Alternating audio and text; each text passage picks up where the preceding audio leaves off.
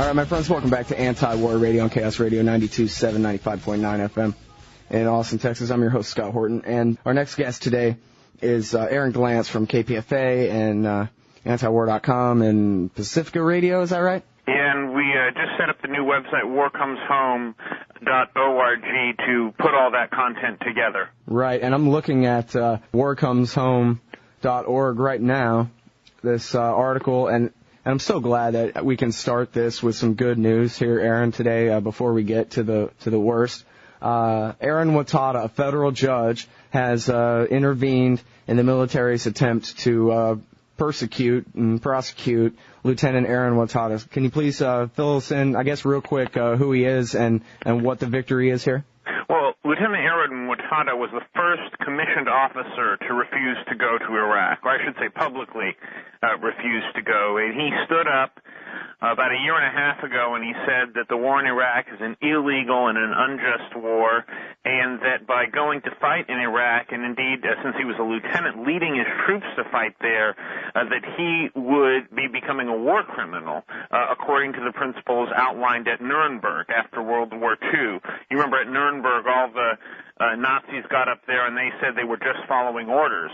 And at Nuremberg it was decided that I was just following orders was not an excuse for your actions during a war, that people participating in a war are expected to have their own morality and that they are liable for the acts that they commit. And so Lieutenant Watada was attempting to object to service in Iraq on those grounds. He was court-martialed. He was put on trial at Fort Lewis in Washington in February. I was there at that trial, and it was very interesting that when the trial opened, it was a very hostile judge, it was a very hostile jury of his peers, other officers at Fort Lewis, and as the trial was progressing, you could tell that the members of the jury were becoming quite sympathetic to him. Right when Lieutenant Watada was about to take the stand in his own defense, the judge, Colonel Head, declared a mistrial on a technicality, but those of us who were sitting in the courtroom understood that he was declaring a mistrial because he was worried that Lieutenant Watada, being an articulate young man, would put the war on trial. And Colonel Head didn't want that, and so he declared a mistrial. And then the military went and tried to put him on trial again, and that's against the Constitution, said this U.S. District Court judge who said, Constitution says you can't put somebody on trial twice for the same crime. It's against the law. And now, the reason why they said that, because you could have a mistrial and then have the trial held again and again. I've seen it happen here in Austin, Texas over and over, but I guess what the judge is saying is he's basically agreeing with your interpretation that the mistrial was declared in order to prevent an acquittal. Yeah, well, the judge said that Colonel Head, the military judge who oversaw the court-martial, abused his discretion in the way he ran the trial. I mean, there was nothing wrong with the trial. I was sitting there. The only problem was that Lieutenant Watada was putting on a good defense. For example, the prosecution called a West Point ethics instructor, and what they wanted to show through this ethics instructor was that members of the Army, when they go to West Point to become officers, are taught to follow orders and to deploy and to lead their men into battle regardless. But actually what the man, his name is Colonel Swain testified, an instructor at West Point, was that he expects the people that he teaches to have their own ethics and to look to their conscience and not only blindly follow orders, because that's how atrocities get committed. And, you could tell that he wasn't necessarily sympathetic to Lieutenant Watada, but he also said that, he expects every officer individually to look at their conscience. And it was in that backdrop that the judge declared a mistrial. Ever since then, it's popped up in the news from time to time that the military is expected to see him in court. Having witnessed the trial myself, I frankly never expected there to be a second trial. I'm surprised that the Army is still pursuing this because every time there's another court decision, another twist in the wind, you and I get together and we get to talk about Lieutenant Watada and what he stands for. And, the fact of the matter is they could just let Lieutenant Watada leave the military because he's been in there more than 5 years. Oh, they could just let him go with a regular honorable discharge at this point and try to sweep it under the rug, is what you're saying. Oh, absolutely. You know, when he refused to deploy to Iraq, that was almost 2 years ago, and at that time, you know, he was under orders to deploy, and he missed movement, and they are prosecuting him. But in the meantime, while all of this litigation has been going on, if he were not being court-martialed and going through the military justice system, he would have, in fact, been discharged from the military already for end of time served. And, in fact, ironically, because he's had good conduct and he hasn't actually been found guilty of anything in these court-martials, if he wasn't facing this legal proceeding, he would have indeed been promoted to captain by now. Mm-hmm. So here they are. They're trying to make an example out of him, and they are all right, but not in the way they intended. Yeah, I mean, they are making it so that you and I get to keep talking about Lieutenant Watada. I mean, I'll just, you know, since we're having this opportunity to talk, I'll just let you know what Lieutenant Watada said moments before the first mistrial was declared back in February. He said, "Your Honor, I have always believed that I have a legal and moral defense. I realize that the government can make arguments and that you can make rulings contrary to that, but that does not negate my belief that I have defense. To me, to lead my soldiers into battle in Iraq means to participate in a war that I believe to be illegal." You know, you and I wouldn't be having this conversation if the military would just leave Lieutenant Watada alone. And at this point, the military is going to stay in court. He's won what most observers believe to be a victory. I mean, he's now got this federal judge who was appointed by Bush, Judge Settle, to rule twice in his favor. It's only a preliminary injunction. There's no final ruling. The wording of the injunction is so strong, it's hard to imagine the judge reversing himself. But the military does say that they want to present additional evidence, and they will, you know, go back at it shortly. Mm-hmm. So the door is not entirely closed. Something bad could happen to Lieutenant Watada, but I find it, you know, very unlikely.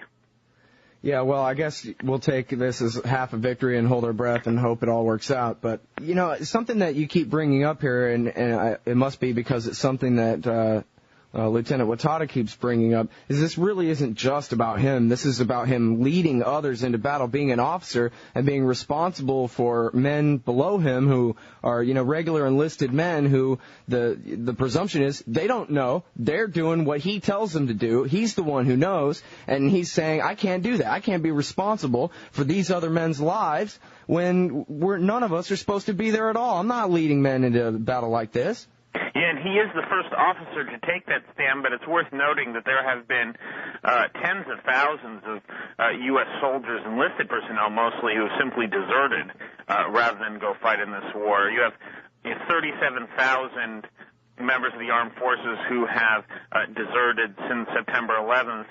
2001, you know, a couple hundred have gone to Canada, but mostly folks are just back in their communities, you know, hoping they don't get flagged by the police for a parking ticket that will show them, you know, in some computer database to be AWOL, and they just don't want to go fight in this war. I mean, there was a poll that was done in February 2006 by John Zogby. He polled the U.S. soldiers who were in Iraq at that time, and 72% said the U.S. troops should be pulled out within 1 year, and 29% said they should withdraw immediately. You know, that was a year and a half ago. Right. And so, in a very quiet rebellion that's going on within the ranks of the military. Actually, Ehren, that was, what, December 2005, wasn't it? That was almost 2 years ago now. Well, no, that was in February of 2006 that poll was conducted. Oh, okay. I was thinking of the one from December 2005 where they said they wanted the war to be over by the end of 06, and that was the same poll that had 85% of them believing that Saddam had done 9/11. They still wanted to go home. Yeah, well, see, you have consistent polling then, because you and I are mentioning two different polls that basically show the same result. Mm-hmm. Wow. Yeah, and to just think about that, 37,000 AWOL, huh? And it's a number that's gone up 80% since during the 90s when we weren't fighting quite so many of these ridiculous wars that caused so many casualties. Right, there were a lot of them, but they didn't have that high casualty rates, right? Yeah, and they didn't put the same strain on the military. I mean, as somebody who's covering a lot of these stories, and you can find a lot of them on WarComesHome.org, what you see again and again is soldiers who were deployed to Iraq, and then they came back, and they thought, God, I'm glad that's over. And then, through the stop-loss program, through the multiple deployments, the Bush administration orders them back to Iraq again. Well, now they've seen it themselves. They know that it's wrong. They know that it's not worth dying for. And so that's when they go AWOL. I mean, and never mind the fact that a lot of them are suffering from post-traumatic stress disorder that the military refuses to treat, which makes them pretty useless on the battlefield in any case. Let's focus on that here. Do you have numbers for that? Well, post-traumatic stress disorder, the studies show, Walter Reed's study showed about 15% of soldiers who have been to Iraq suffer from post-traumatic stress disorder. Another study that was published in the New England Journal of Medicine showed 50% are suffering from PTSD, depression, or some other, mental issue related to the fact that they've had to serve in the war zone. And so, somewhere in there between 16 and 50%, which is somewhere between 300,000 and 800,000 people who have put on the uniform and served this country are now suffering from chronic post-traumatic stress disorder. I mean, think about this. This is that Walter Reed study I was mentioning to you. 95% of soldiers deployed to Iraq reported seeing dead bodies and remains when they were over there. 95% have been shot at. 89% had been ambushed or attacked. 69% had seen an injured woman or child and felt they could not provide assistance. You don't come back from those kinds of experiences the same. We have a story up on warcomeshome.org, which I hope people take a listen to, which says how post-traumatic stress disorder affects a marriage. And it's about specialist Patrick Resta and his experience. And you can see a picture of him up on the website. You see him standing there in uniform, holding his machine gun in a marketplace. He asked his buddy to take a picture of him with these Iraqi kids, and he thought that it was going to be this picture that he was going to hold on to and, remember his service by. Well, who should he see in this picture but these kids? One of them, the one right in front of him, is giving the Hitler salute, see Kyle, and another one, it's kind of hard to tell when you look at the picture, but he's holding up a big image of the Abu Ghraib prison photos. And so you are experiencing all of these ambushes and attacks and dead bodies, and then you realize that even the children that are around you really don't want you there, and that's not an easy thing to process. Right, and, little kids are pretty easy to bribe with some sweets or whatever. I mean, we see footage of that all the time, right? The kids gather around because they get some foreign food or something. Well, kids are really not, they're just kids. They're just kids, and so they show the way they think in a very raw way, and they're naturally nice.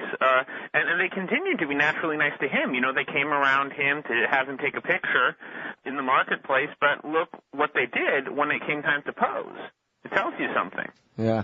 Well, I talked to a guy one time who told me that, he made the comparison between the people of Dresden and some American soldiers from Vietnam. He said the people in Dresden, even though they got just completely firebombed to hell, they basically knew their country had started it, that, I guess they'd rather be conquered by America and Britain than the Russians anyway, and they don't really mean any harm. They're just doing what they think they have to do to end the war. And anyway, it's not that they justified their own firebombing necessarily, but that they understood that it wasn't hatred. It wasn't that the American people just wanted to exterminate all Germans and hated them. And so basically they lived through, hell on earth and lived through it pretty much intact, whereas the PTSD that affected the shell shock, let's call it what it is, shell shock, that affected the American soldiers in Vietnam, for example, the reason that it was so traumatic for them oftentimes was because of the hatred that they felt. The guy shooting at them wasn't just shooting at them as, a professional soldier on a battlefield or something. He was, screaming, "I hate you and I'm going to kill you" in Vietnamese as loud as he could as he was pulling that AK's trigger. And that was what really, shocks and warps the human mind, is that feeling of being so hated. And I can understand how, American soldiers in Iraq, when it's our side that started this war, we're occupying these other people's countries. It can't be easy to, as you say, even the kids don't want you there. Imagine how their older brothers and uncles and fathers feel. Yeah, but you have to consider something else, which is the way in which this war is being fought. I mean, this is the first war that the United States military has fought where there's literally no front line and where people are literally always at risk of being attacked. I mean, yeah, there's a few people who are lucky enough to be stationed in Kurdistan, which is kind of outside of the immediate war zone. Maybe, of the 175,000 American soldiers over there, maybe 5,000 people, tops. But the rest of them are in the thick of it. And during Vietnam, for example, even when you had 500,000 American troops in Vietnam, you had bars and clubs that American soldiers would go to. You had venereal diseases spreading all over the place, which was a result of the fact that American soldiers could go out and blow off steam. And that's impossible. I mean, just imagine there are 100,000 babies born of Vietnamese women and American soldiers. Can you imagine that happening in Iraq today? It's impossible. And that kind of stress is one of the reasons why we are seeing, really unprecedented statistics coming out of this war in Iraq. And now, this isn't just Iraq veterans, but I guess this is veterans overall. There was this news report that came out that more veterans have killed themselves since the start of this war than have died in the Iraqi war zone. Ehren, is that right? Yeah, I mean, this is one of the things that you have to know about our government.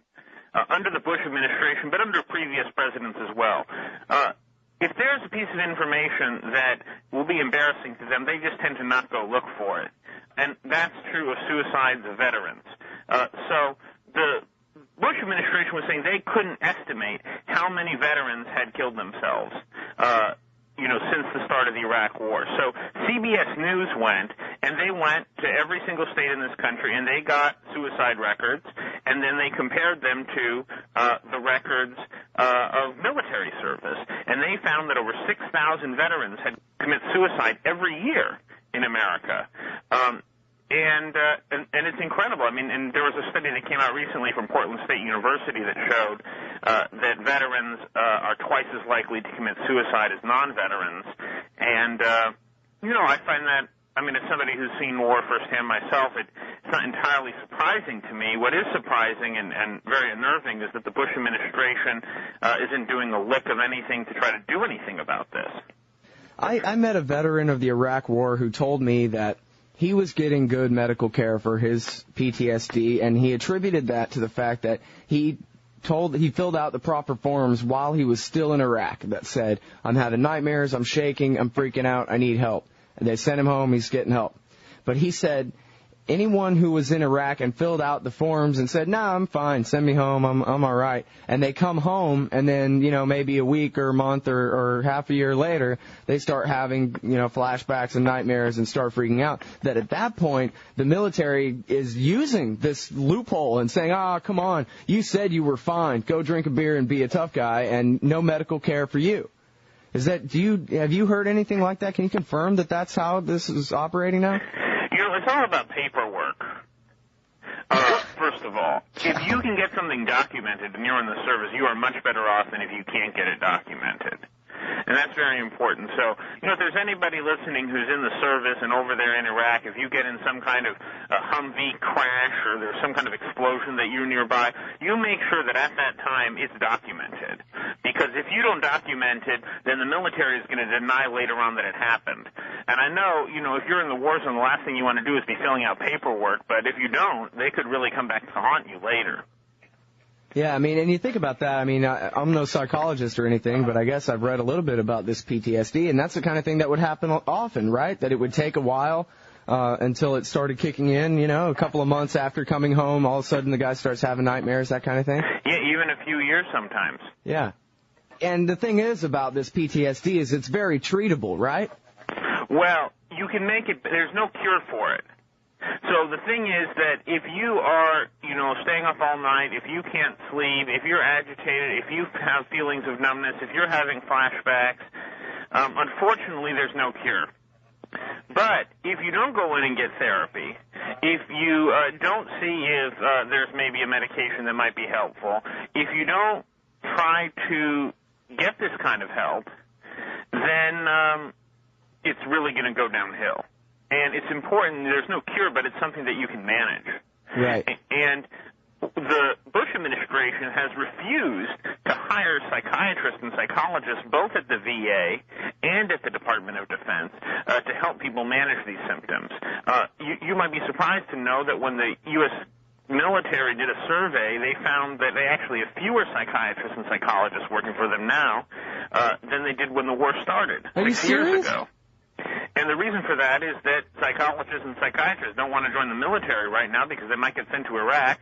And you graduate from graduate school or medical school, and the last thing you want to do is go to Iraq. You want to, have your family and have your children and live your life and, get a job and do something useful. So before the war broke out, psychologists would join the military and, do psychiatric services on bases in the U.S. or maybe Germany. But now, if signing up means having to go to Iraq, the military is having trouble meeting that recruiting goal, as they are for all of the educated classes that they're looking for. Yeah, I've read stories, too, about guys saying that they have PTSD and that they're really doing much, much better after getting some mental health care. And it's just a shame to think that in this country where they spend $1 trillion a year on foreign policy one way or another, maybe more than that if you count the State Department and everything, they can't figure out a way to pay psychiatrists and psychologists enough to help these guys out. I mean, I guess if I was a psychologist, I'd be afraid they'd send me to Guantanamo to help torture people or something. Yeah, I mean, that's the problem. But then you have another problem with the VA. They just don't want to hire people. They're just too cheap. And then you have this other problem that, I don't know if you remember after the Walter Reed scandal, they set up these things called Wounded Warrior Transition Centers around the country, like special places where if you're a wounded soldier, including mental wounds, including brain injuries from IEDs, that instead of just discharging you from the service or sending you back to Iraq, they would send you to a specific Wounded Warrior Care Center inside the United States.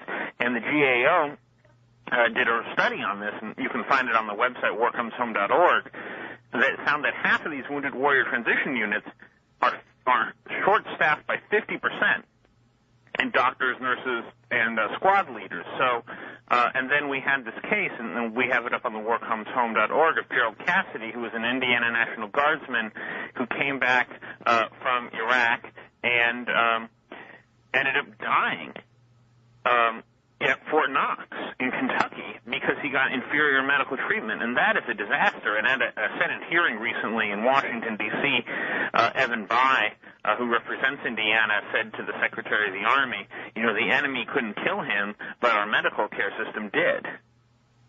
Yeah, wasn't there a story, too, about the kid who shot himself in the head, and they found him, and he had the piece of paper laying on his bed next to him that was basically rejecting him, telling him, yeah, come back, and we'll see you in a couple of months or something? I mean, there's been a lot of cases like that. One of the things that happened is the U.S. government is so cheap. They are so cheap that when soldiers started to come home with PTSD from Iraq and Afghanistan, the VA started to think, hey, how can we purge our rolls of people with PTSD from Vietnam? They started to try to kick the Vietnam vets out of the VA to make room for the Iraq War vets instead of trying to make room for both of them at the same time. And so there were some cases where, people who had been receiving benefits for years for their post-traumatic stress disorder from Vietnam, about 70,000 of them got letters saying they were being audited by the Institute of Medicine, and some of them killed themselves. And there was one who killed himself in Colorado, and next to him was the letter from the Institute of Medicine informing him that there was going to be an audit. Absolutely sickening. I guess that's rationing for you, right? And also, I guess there's the PR thing, too. They don't want to have to admit that they've needed to double or triple their PTSD wards. Yeah, but it's just like you said about the money. I mean, right now, George Bush is asking for $50 billion to continue fighting this war for just a few months. Right. And $50 billion, he could double the budget of the VA for the entire year. Yep. So it's all about priorities, I think. It's not really about money, and it is, like you said. One of the things that I've run across in my research is that during the Vietnam War, Lyndon Johnson was approached about improving the GI Bill because, as people may know, the GI Bill ain't nearly as good as it was after World War II. You have to pay into it. It only gives you about $1,000 a month, which is nothing when it comes to college tuition in this day and age.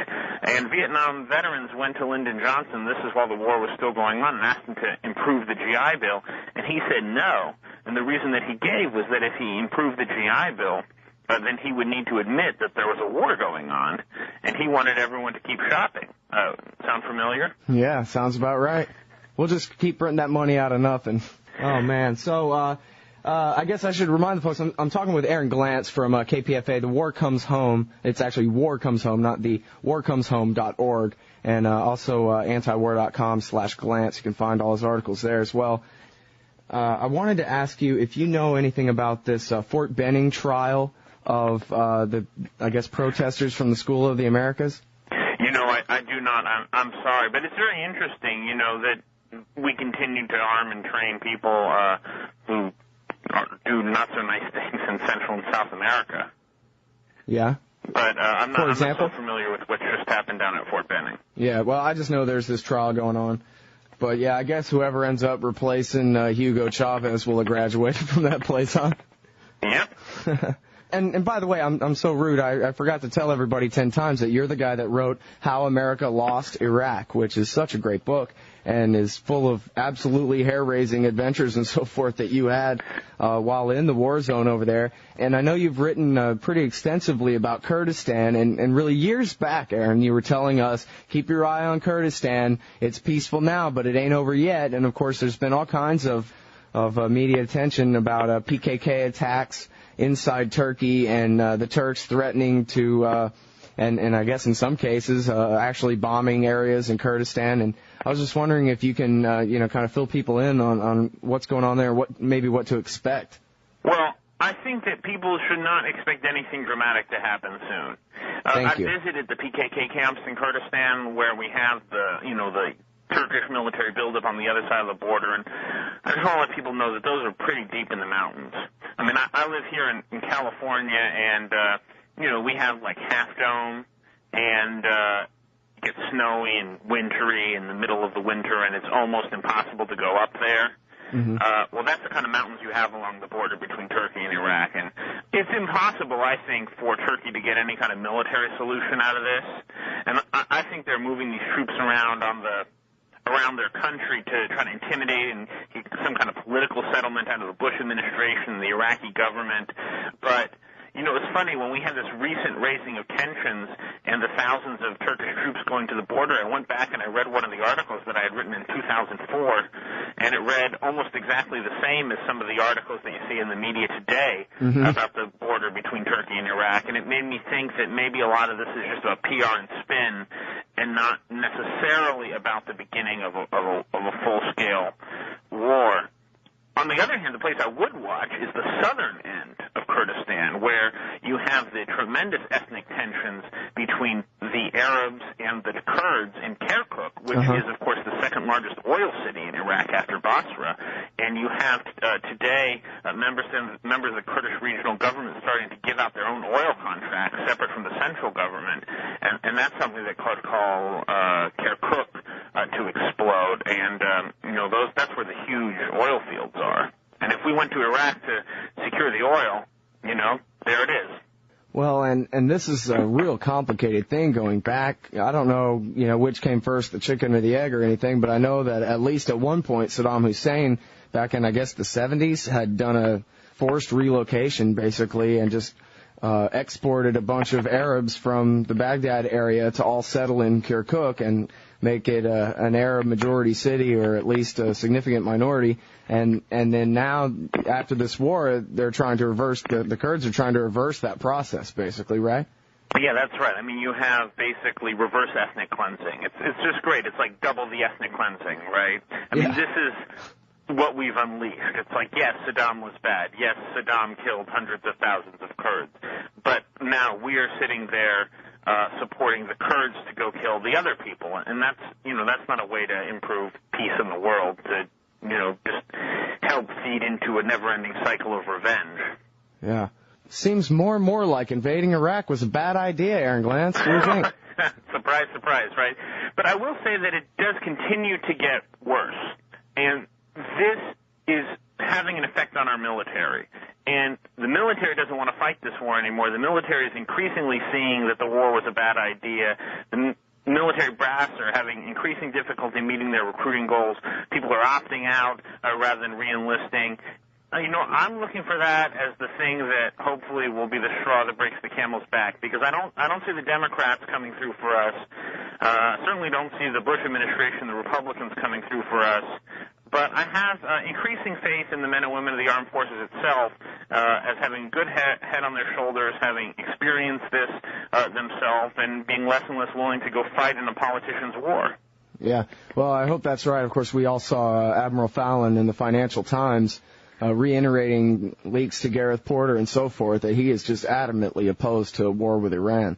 That would be a good example, I guess, of the military standing up. And in fact, further, I saw Colonel Larry Wilkerson on the Colbert Report, and he said that the war is coming to an end right around this time next year, because at that point the Army will be just broken. They're short 25,000 captains, this, that, and the other statistic, and the military just will not be able to continue the war after a year from now, he said. Mm-hmm. Well, I wouldn't be surprised. Well, it's interesting how somebody like yourself, Ehren, who, you're a hell of a reporter, but it's obvious that you have a bit of an anti-invade the Middle East and remake it point of view, and you're the kind of guy that they would say has a real problem in not supporting the troops, and yet when I look for troop support, it's all coming from you, man. You're the one who's sticking up for the average grunt over there now that Hackworth's dead. Well, Scott, one of the things that I think a lot of politicians in Washington, they don't support anyone. They support themselves. They get big campaign contributions from big fat cat people, and they go about supporting themselves in their own interests. And, it's funny, when I was over there and I was meeting Iraqi people, and a lot of them had been killed by American soldiers, at first I was really angry at the American soldiers for doing that.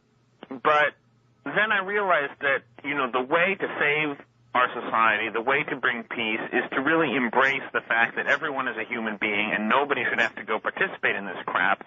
And then everyone who participates in it, be they on the Iraqi side or the American side, should get medical treatment. And we should do what we can, to bring the peace and then to make people whole after the peace comes. Oh, well, there's a certain responsibility there, no doubt about it. I wonder kind of how that would even work, though, really. I mean, if we get our troops out of there, we can't just, or I don't know, maybe we can try to just cut a check to every Iraqi or something rather than handing it over to their government to divvy up. You know what I mean? How do you bring healing to a place when they just want you gone? Well, the first thing is to leave. Then we'll figure out the rest. You know what I'm saying? Yeah. I mean... and also to listen to them. I mean, after Vietnam, the Vietnamese government has still today asking for reparations for the Agent Orange that we used, and this caused massive cancer. And we now recognize that Agent Orange that we sprayed in Vietnam caused an epidemic of cancer in American veterans. We now compensate those American veterans. We should compensate the Vietnamese people who suffer. But we don't necessarily need to give up that compensation right away in the case of Iraq. The first thing we need to do is get the hell out of there and let peace be restored, and then after that we can worry about, reparations and stuff like that. Yeah. I liked Ron Paul's idea. He said what he'd really like to do is make the people who are actually responsible for this policy, make them go clean up the depleted uranium, but I guess that's not very practical. No, because, if I had these munitions manufacturers come into my neighborhood in Iraq, I would blow their head off. Yeah. And so I don't think that that's the best way to bring peace to the region. And I think that this is one area where Dr. Paul is really on point. He's the only presidential candidate who understands this very basic idea that if there's somebody in your neighborhood with a gun, then it makes you want to have a gun and shoot him. And it's very basic, and I don't really understand why the other presidential candidates don't get that. Well, they're pretending as hard as they can that they don't get that, because they don't want us to realize, the cause and effect of the blowback. That's the big thing about blowback, right? Blowback is not just another word for consequences. Blowback means consequences of covert action that the American people don't understand why it's happening, and so therefore their heads can be filled with mush. Oh, God bless you, Scott. I got to run. Thanks a lot for your time. Hey, thank you very much for coming on the show today, Ehren. Okay, bye. All right, everybody, that's Ehren Glantz from KPFA.